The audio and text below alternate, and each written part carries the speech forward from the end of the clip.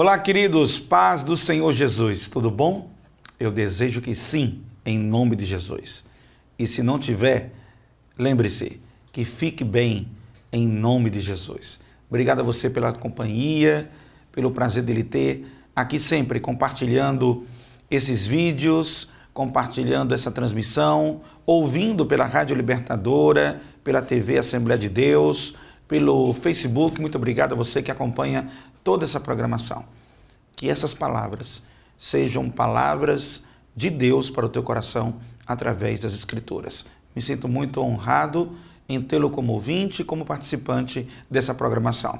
Obrigado também porque você dedica tempo de oração por esse trabalho, por tudo que tem sido feito através do Palavra de Sabedoria. Nosso objetivo é transmitir a Palavra de Deus para produzir sabedoria e edificação na nossa vida, no nosso dia a dia. É uma palavra tanto para você quanto para mim. É uma palavra que edifica a todos nós, porque é a palavra de Deus. Esse é o princípio que seguimos de aplicação de princípios da palavra de Deus para o nosso dia a dia, tá bom? Estamos estudando sobre Moisés nesse momento, aprendendo um pouco com ele, com a vivência dele, com a história dele. São lições do deserto. Começamos com Abraão, já estamos em Moisés e iremos até Jesus nesses três personagens bíblicos que marcaram a nossa história. Vamos extrair um pouco das lições com estas histórias bíblicas. Vamos então, Gênesis capítulo 12, nós vamos para a instituição da Páscoa, a morte dos primogênitos do Egito, o último dia em que eles estavam ali no Egito, saindo para a libertação. Olha o que diz o versículo de número 8 do capítulo 12. Veja comigo. 12 e 8, vamos ver aqui o que é que diz a palavra de Deus. E naquela noite, 12 e 8 de Êxodo, capítulo 12, versículo 8. E naquela noite comerão a carne assada no fogo, com pães asmos, quer dizer, pães que não têm fermento, é isso que quer dizer. Com ervas amargosas a comerão. Não comereis dele nada cru, nem cozido em água, senão assado ao fogo, a cabeça com os pés e toda a fressura. E nada dele deixarás até pela manhã, mas o que dele ficar até pela manhã queimarás no fogo. Assim, pois, o comereis, os vossos lombos cingidos, os vossos sapatos nos pés, o vosso cajado na mão, e o comereis apressadamente. Esta é a Páscoa do Senhor. Vocês lembram que no último encontro eu falava para vocês como Faraó estava resistente à orientação de Deus, como Faraó se posicionava de maneira muito dura em não querer ouvir a ordem de Deus de libertar o povo de Israel. Falei um pouco sobre isso na última vez que nós nos encontramos. E agora chegou o momento em que Deus vai aplicar uma sentença tão forte, vai agir de maneira tão forte contra Faraó e contra o Egito, com a morte dos primogênitos, o primogênito de tudo que existia. Todos os primogênitos, eles iriam ser mortos naquela noite, naquele dia, como uma reprimenda de Deus por causa de quê? Da dureza do coração de Faraó. Por causa da resistência em liberar o povo de Israel para sair do Egito. E é claro que aqui nós vemos uma aplicação muito forte da justiça de Deus e da força de Deus. Deus é justo, Deus é forte, e ele aplica a sua justiça de maneira veemente, de maneira muito dura quando necessário é. Ele tem a capacidade de fazer isso e tem a prerrogativa para poder fazer isso. Há tanto que a Bíblia diz que minha é a vingança, diz o Senhor. Somente Deus tem a capacidade de se vingar, agir repreendendo alguém por alguma coisa de maneira veemente e forte, porque somente Deus é justo. Somente Deus tem o conhecimento pleno de todas as coisas. Por isso que eu não posso me vingar. Você não pode se vingar. A vingança não pertence a nós. Quando nós agimos com vingança, queremos dizer que somos mais justos do que o outro. E ao agirmos assim, estamos errados, porque não há plenitude de justiça dentro de nós por causa da nossa natureza humana. Entendido isso, Deus vem aplicar uma forte sentença contra o Egito, porque não queriam liberar Israel. Qual era a sentença? A morte dos primogênitos. Aí Deus, para livrar o seu povo, porque o anjo do juízo de Deus, Deus estava enviando um anjo. Você sabe que o anjo na Bíblia representa o mensageiro. Ele é um mensageiro de Deus. Ele cumpre uma ordem, uma missão, uma determinação de Deus. O anjo destruidor, o anjo do juízo, o anjo da morte, que ia ser naquele dia enviado para o Egito, iria passar também nos lugares onde moravam os judeus. Para tanto, Deus fez uma aliança com o povo de Israel. E ao fazer essa aliança, foi estabelecido todo um ritual como sinal preparativo para que eles não tivessem os seus primogênitos mortos. Somente o Egito teria isso. Os egípcios seriam alcançados pelo juízo de Deus. Somente os egípcios iriam sofrer a penalidade imposta por Deus. Somente os egípcios. O povo judeu seria livre daquela situação. Para tanto, foi preparado todo um alimento, uma comida leve, uma comida forte, e eles deveriam estar prontos para sair, prontos para serem liberados, para irem ao deserto, adorar a Deus, como todo o preparativo que foi proposto por Deus naquele dia para fazer com o povo de Israel. O que aconteceu? Naquela noite, eles fizeram um sacrifício. Nesse sacrifício, o sangue do cabrito, do animal que foi morto, era colocado nos umbrais da porta, nas laterais da porta, como um sinal para o anjo destruidor que aquela casa pertencia a um judeu e, portanto, não poderia ali existir morte, ali existiria livramento. Ali se estabeleceu a Páscoa do Senhor, que significa Páscoa, passar por cima. Literalmente é isso, passar por cima. O anjo da morte viria e passaria por cima daquela casa que ali estava e tinha um primogênito. Todos esses acontecimentos fazem parte da história do povo judeu. É uma realidade, um fato que ocorreu na trajetória do povo judeu. E essa mesma história serve de inspiração para o que aconteceu anos depois, milhares de anos depois, muitos anos depois, quando Cristo Jesus veio e deu a sua vida por mim e por você, se sacrificando, igual os cabritos, os animais que foram sacrificados no dia em que o anjo da morte veio para levar os primogênitos do Egito. Igualzinho. Jesus vai dar a vida dele, Jesus vai, morre em favor das pessoas, em favor da humanidade. Jesus vai e faz o seu sacrifício, derrama o seu sangue na cruz do Calvário.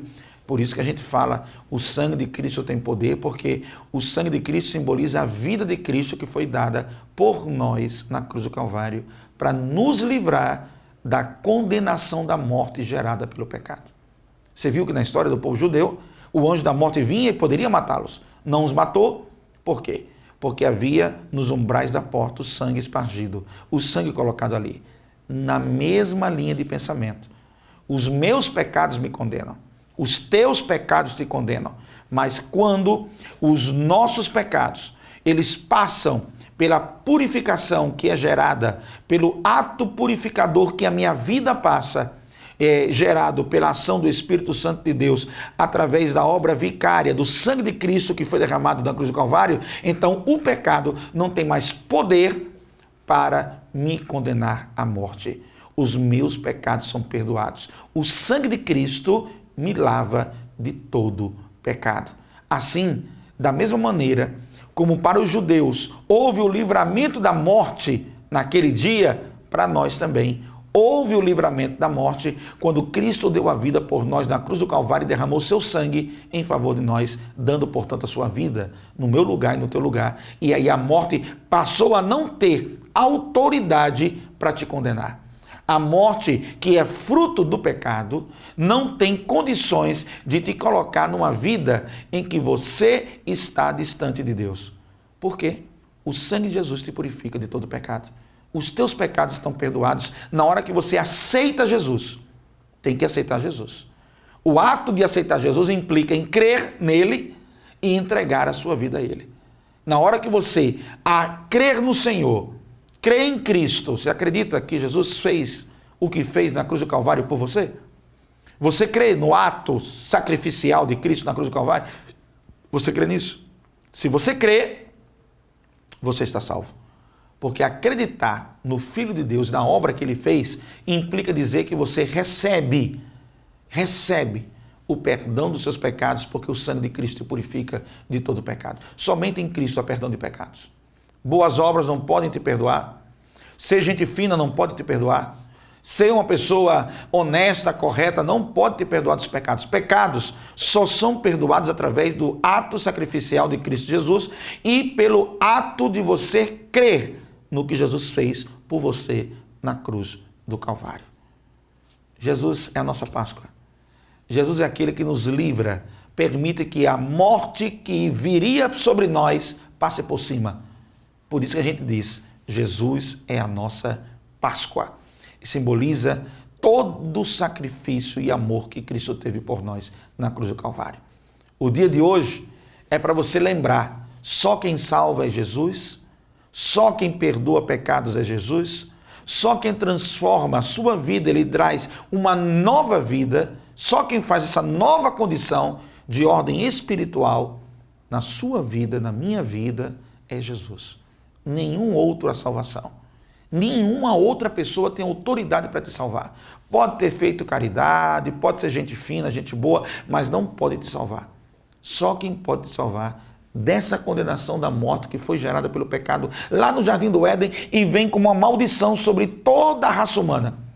Só quem pode te libertar desta condenação e te livrar dela é Jesus. Ele é a nossa Páscoa. Amém? Ele é a nossa Páscoa.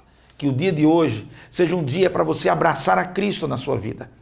Um dia de você se arrepender dos seus pecados. Um dia de você entender que tem jeito, tem saída, tem solução. Jesus é a nossa solução. O sacrifício dele, a marca dele, dando a vida dele na cruz por nós, derramando o seu sangue carmesim, o sangue de Cristo que tem poder, porque perdoa pecado, porque livra da condenação da morte, porque nos livra do mal gerado pelo pecado.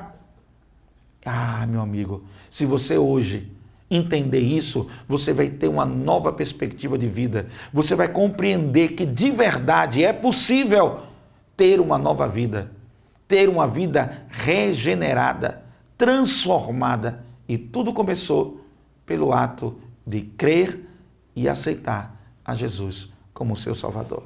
Você quer fazer isso hoje? Eu quero orar por você. Você que anda distanciado do caminho de Deus. Você que fraquejou na fé. Você que se esqueceu de andar com Cristo e passou a andar com o seu ego, os seus prazeres, distanciando-se cada vez mais do Senhor. Você quer voltar para Jesus agora? Eu quero orar por você. Você quer entregar a sua vida a Jesus? Ele pode te livrar da condenação da morte gerada pelo pecado. Tudo o que você fez de errado, todos os teus pecados, eles podem ser perdoados. O sangue de Cristo te purifica de todo pecado. Jesus é a Páscoa, assim como foi com Israel, assim como foi com Moisés, assim como foi com este povo, nessa história de Êxodo 12 que eu contei para vocês. Na mesma aplicação, é o que Jesus fez por mim e por você. Amém? Vamos orar. Senhor Deus, neste dia eu te apresento a vida de pessoas que precisam te confessar como Senhor e Salvador. Pessoas que aceitam o que tu fizeste na cruz do Calvário. Pessoas que aceitam o livramento que tu promoves, o livramento da morte que o pecado produz. O anjo da morte tem vindo sobre suas casas, mas somente o teu sangue carmesim é que pode livrar da condenação gerada pelo pecado. Perdoa seus pecados. Perdoa suas falhas, Senhor. Perdoa, Senhor, as suas fraquezas. Perdoa. Assim como perdoa a minha, perdoa a nossa fraqueza. Ajuda, Senhor, nesse momento e traz a alegria da salvação de volta na vida dessa pessoa que se afastou. Traz, Senhor, o prazer de novo, aquela alegria em te servir, Senhor. Traz de volta essa alegria, Senhor. Eu te peço em nome de Jesus. Aquele que está se sentindo perdido, sem esperança, mostra-lhe que tu és a esperança e que tem sim jeito para a sua vida. É que eu te peço, no nome de Jesus. Amém. Gente, por hoje é só. Deus te abençoe. Sirvamos ao Senhor com alegria. Jesus é a nossa Páscoa. Ele nos livrou da condenação do pecado e da morte. Jesus nos traz o motivo hoje de termos muita alegria. A paz do Senhor. Até o próximo encontro.